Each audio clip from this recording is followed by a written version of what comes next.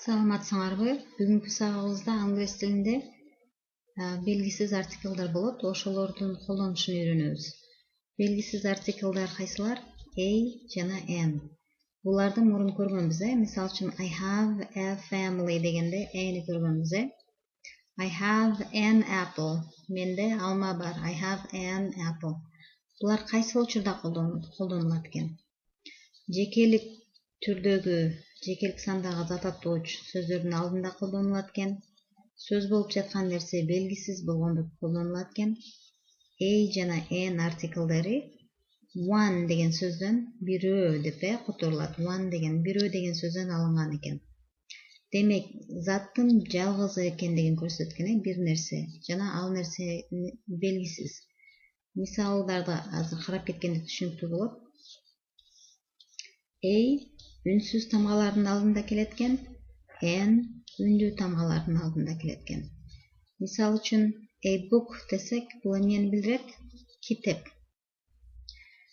B деген тамга, бул book деген китеп деген зат атооч, кайсыл санда турат? Жалгыз эле китеп, бирөө эле. Бул китептин ким тарабынан жазылган же кандай эмне жөнүндө китеп экендигин айткан жок, жөн эле book, китеп. Бизге белгисиз кандай китеп экен, бирок бул китеп, book.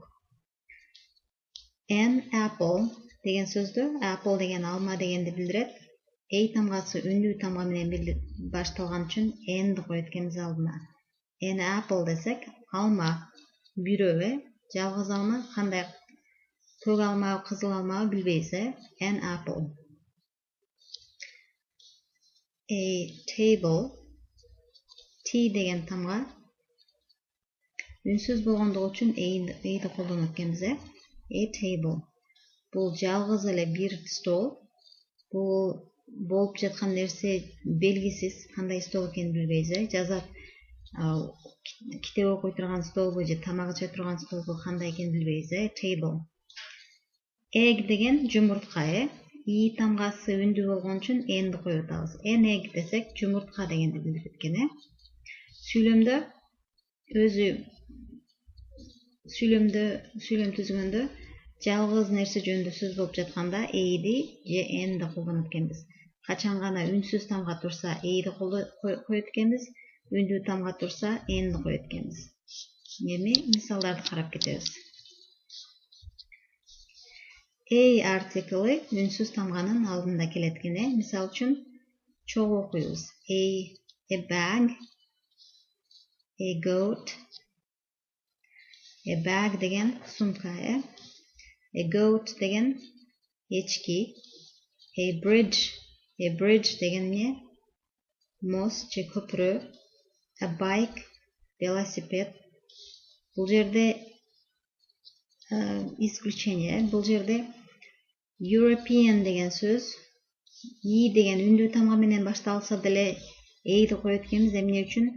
Е деген үндү берип жатат. Ошон үчүн үнсүзгө окшоп калдык, үнсүз. European дегенде Е деген үндү берген үчүн И тамгасы үндүү болсо деле үнсүзгө окшогон тыбыш берген үчүн A'ди коет экенбиз. A European, европейлик, A fridge, бул муздаткыч, A fridge. A meal, тамак. A taxi, A movie, кино, көркөм, тасма.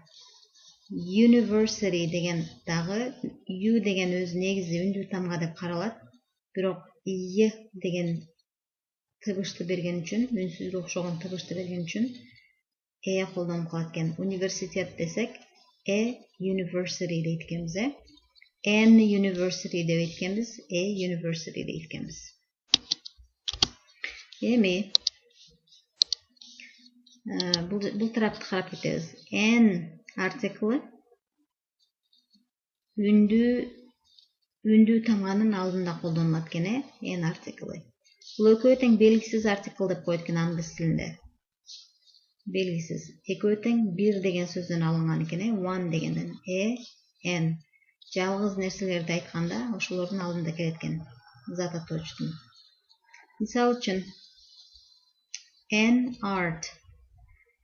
an art деген неле? An art деген же сүрөт, искусство, an art деп коет. An elephant pil. An elephant деген pil, слон. An exhibition деген көргөзмө.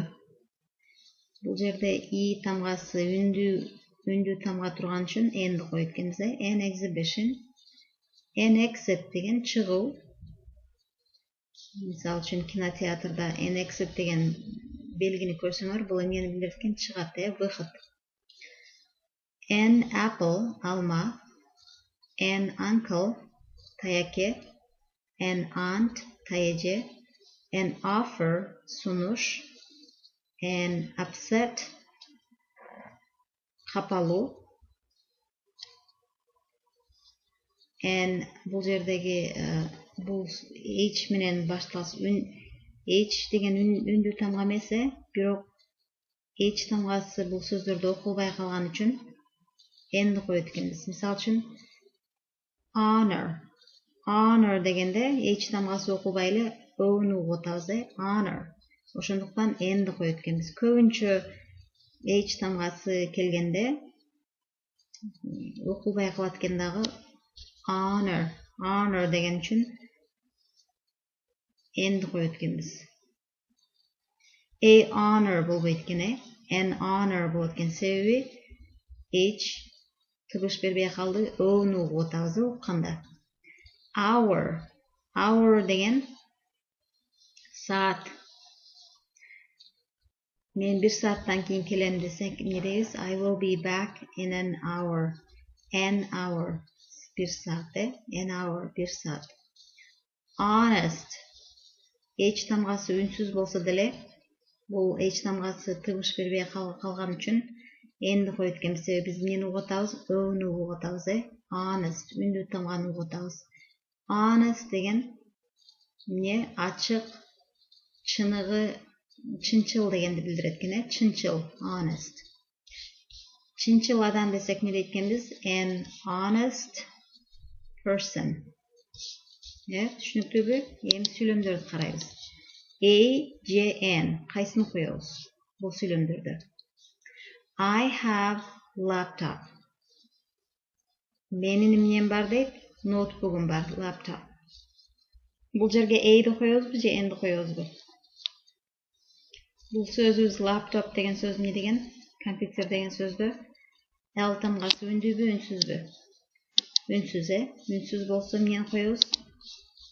Үнсүз тамгага эмнени коебуз? A'ды коебуз, I have a laptop дейт экенбиз, It works well. Ал жакшы иштейт. It works well. I have a laptop, it works well. Кийинки сүйлөм. I like apple. Мага эмне жагат? I like apple. Apple деген A тамгасы менен башталат, үндүү тамга менен башталганда кайсыны коебуз? Үндүү тамганы башталганда N'ди коет экенбиз, I like an apple. Мага алма жагат дейт. It is my favorite fruit. Ал менин эң сүйүктүү фруктум да. Мөмө. Эң сүйүктүү мөмө алма экен. I like an apple. Let's watch movie. A'ды коебузбу, N'ди коебузбу? N тамгасы үнсүз тамга, үнсүз тамганын алдында A'ды коебуз, A келет. A'ды коебуз. Let's watch a movie. Which one? Келгиле кино көрөбүз. Кайсынысын? Which one? I will be back in a hour болобу же in an hour болобу? Кайсын коебуз? A же N кайсын коебуз? Hour деген сөздө H тамгасы үнсүз болсо деле hour дегенде эмнени угуп атабыз? Үндүү тыгышты угуп атабыз, hour. А менен башталат. Ошон үчүн N'ди коебуз. I will be back in an hour деген сүйлөм кандай которулат? Мен 1 сааттан кийин кайра келем деген сөз экен. Don't wait for me. Don't wait for me. Мага күтпөгүлө. Мени күтпөгүлө, мени карап турбагыла, I will be back in an hour. 1 сааттан кийин келем, мени күтпөгүлө дейт. My son goes to a university же an university. Кайсын коебуз? Е деген мына ю тамгасы үндүү тамга болсо деле е деп үнсүз тыбышты берген үчүн эмнени коебуз? Эни коебуз, My son goes to a university. I can't remember the name. Мен атын эсимде жок дейт, кайсы университетке барат? I can't remember. Эстей албай жатам дейт. I am an tourist below je a tourist below. I am an tourist je I am a tourist. I am a tourist. Себеби T үнсүз болгон үчүн эди коебуз, I am a tourist. I am traveling in London. Мен Лондонда саякаттап жүрөм дейт. Кийинки сүйлөм. They use computer. They use алар колдонушат эмнени? Computer. Жалгыз эле компьютер, эмнени коебуз? Эйдиби же эндиби? They use a computer болобу же they use an computer болобу? Кантип билебиз? Мына тамганы карайбыз, Бул үнсүз тамга болсо эмнени коебуз? Үнсүз тамга болгондо үнсүз тамганын алдында a келет, They use a computer. Алар компьютер колдонушат. Белгисиз компьютер биз кандай Samsung же Lenovo же кандай экенин билбейбиз, компьютер. Белгисиз эле компьютер. Алар компьютер колдонушат. It is a new computer. Ал жаңы компьютер. My family has fridge. My family has эмнени коебуз? Эйдиби же эндиби? Бул жерде F тамгасы үнсүз болгон үчүн эмнени коебуз? My family has a fridge болот, It is a stainless steel. Ал металлдан жасалган экен, холодильник экен. Сырты металлга окшогондо эмне дейт экен? It is a stainless steel. Stainless steel деген сталь металлический сырты. Here is a exit below же an exit below. Here is үндүү тамганын алдында кайсы келет? N келет экен, N артиклы. Here is an exit. Look at the sign. Белгини кара дейт. Look кара. Эмнени? Sign белгини кара дейт. Here is an exit деген бул жерде чыгуу дейт. Выход бул жерде дейт. Белгини карагыла дейт. Эми сүйлөмдөрдү карап кетебиз. She is a doctor. Ал врач. Жалгыз эле доктор болгон үчүн эни коюп атабыз бул жерде. She is a doctor. She is a nice doctor. Бул жерге ал доктор дегендин ордуна бул жерге эмнени дагы кошуп атабыз? Жакшы доктор. Ал жакшы доктор. Демек, жакшы деген сөздү кошкондо деле эй турат экен дагы. Эмне кылат экен? Жакшы дегенде эй менен доктордун ортосуна коет экенбиз. She is a nice doctor. Жалгыз эле доктор, жакшы доктор, She is a nice doctor. Демек, эй артиклы nice'дан мурун келип калды. She is a nice doctor. He is a teacher. Ал мугалим. He is a good teacher. Ал жакшы мугалим. Жакшы мугалимдин алдына бул жерде a артиклы жакшыдан мурун келип калды. He is a good teacher. Эми бул сүйлөмүздө ката бар. Катаны тапкылачы. They are a teachers. Бул жерде ката кайсы жерде турат? Өзүңөр азыр видеону пауза кылып туруп таап көргүлөчү. Бул жерде ката teachers деген сөз көптүк түрдө турат, Көптүк түрдө турганда эйни колдонбойбуз. Сөзүбүз көптүк түрдө болгондо артиклды колдонбойбуз, Бул эй менен эн качан колдонулат? Жалгыз нерсе болгондо, жалгыз мугалим болсо. Көптүк түрдө мугалимдер болсо колдонбойбуз экен, They are teachers, алар мугалимдер. They are nice, бул жерде дагы колдонушпаш керек, себеби көптүк түрдө болуп атат. They are nice teachers. Эми кийинки сүйлөм.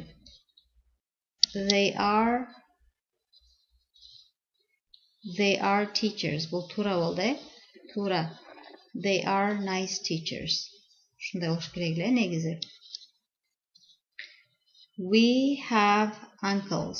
Биздин таякелерибиз бар. We have an uncle. Биздин таякебиз бар. Жалгыз болгондо карагыла, an uncle болуп калды, а көптүк түрдө жөн эле uncles, We have uncles. We have an uncles деп айткенбиз, анда туура эмес болуп калат экен. Себеби an деген бир гана жалгыз учурда эле колдонулат экен. We have uncles. Биздин таекелерибиз бар дегенде an'ди колдонбойт экенбиз. Ал эми жалгыз эле таеке болсо, we have an uncle. Биздин бир таекебиз бар деген мааниде an'ди коет экенбиз. An uncle. You have an aunt.